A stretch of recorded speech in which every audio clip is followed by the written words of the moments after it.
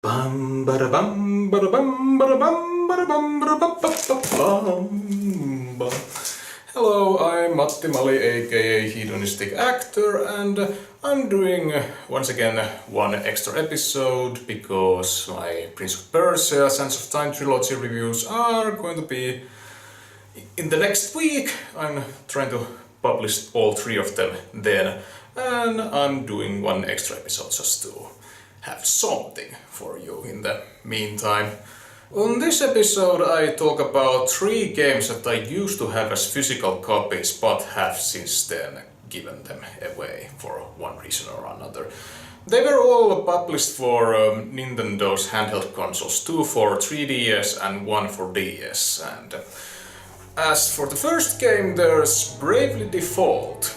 It was 2013 and I wanted some role-playing game for my 3DS, so I picked this one because apparently it was a return to the form in Square Enix's catalog. Yeah, it did start out rather promisingly. There was some mystery in the air and there was some fairy and then there was some girl who was like a priestess or something, and then there was this sword fighting lady, Annabelle, I think, and then there was this main guy who lost his brother on an earthquake. Yeah, that sucks. I don't remember much about him.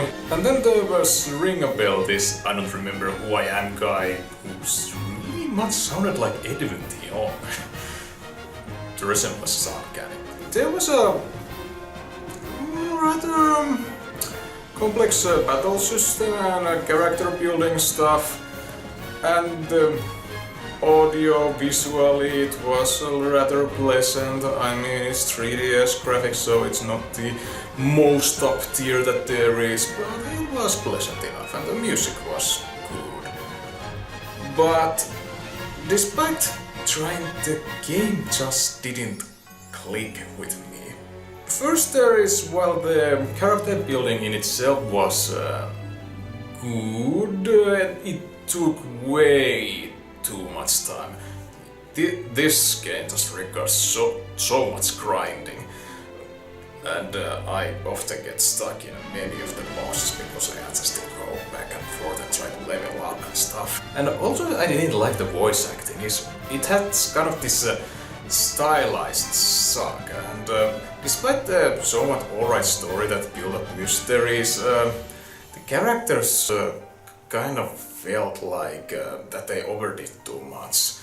Yeah, the director of the voice acting, I mean, who says as murgr, it sounded just so ridiculous. I just felt that no one took this seriously, and I understand it's supposed to be kind of a comedic in its delivery, kind of an homage to those early PlayStation 1 type of games, and some players may feel nostalgic about it, but me, I want some kind of, you know, good craftsmanship. I did play in, I'm not sure what after point, but there was this old guy who made clothes and was really pervy for some reason. It just rubbed me the wrong way. There was a dungeon after that where I tried to get through it, but monsters were so aggressive and I just needed to grind so much if I wanted to get to the next story point, and I just felt the game dragged too much, and I just didn't enjoy it very much. And at that point I desperately needed the money for a bus ticket, so I just took Bravely Default to a store and gave it and got money out of it.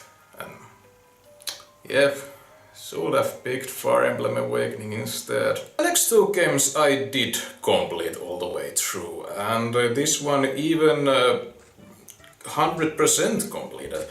And this one is Super Mario 3D Land.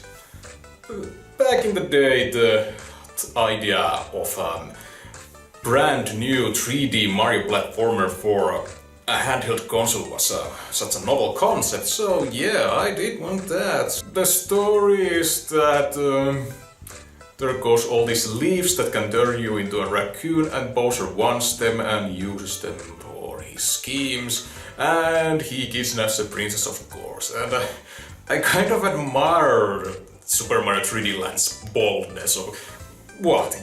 You want some kind of a galaxy traveling adventure? We all know why you are here. You just want the gameplay. Yes, it was enjoyable. I beat it twice and got everything that he had to offer. And 100% completing is so tedious because you have to go through it with both Mario and Luigi. Repeat the same stuff over and over again. But yeah, overall it was such a mediocre experience that 3 years later I wanted to get a discount from then brand new Watch Dogs, so Super Mario 3D Land had to go. And yeah, Watch Dogs is still on my backlog, so I'll eventually see if that exchange was worth it. And as the last game for today's extra episode, there's Dragon Quest IX, Sentinels of the Starry Skies. Older viewers to this channel may remember my review of Dragon Quest IV. And because I played that and one another Dragon Quest, I thought that, yeah, the idea of a brand new Dragon Quest release for this DS console, what a novel concept. And the plot is that the player character who you can choose your name and gender for them is kind of an angel or angel pupil for a more experienced angel.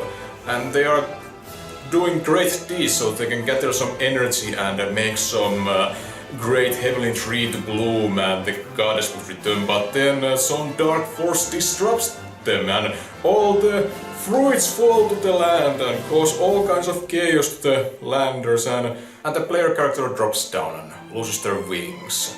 So they are now immortal and are forced to do heroic deeds while accompanied by this really annoying and pun-filled fairy character. I mean, yeah, pun-based humor is kind of a part of the charm of Dragon Quest, but she is just so nagging. The main problem with Dragon Quest IX was I didn't know it at the time, but it wasn't designed to be a single-player experience, at least not in fully. There was this multiplayer feature where all other players can come to enjoy the festivities and adventure together, and some of the coffins or treasure chests could only be opened if there were multiple people in the party.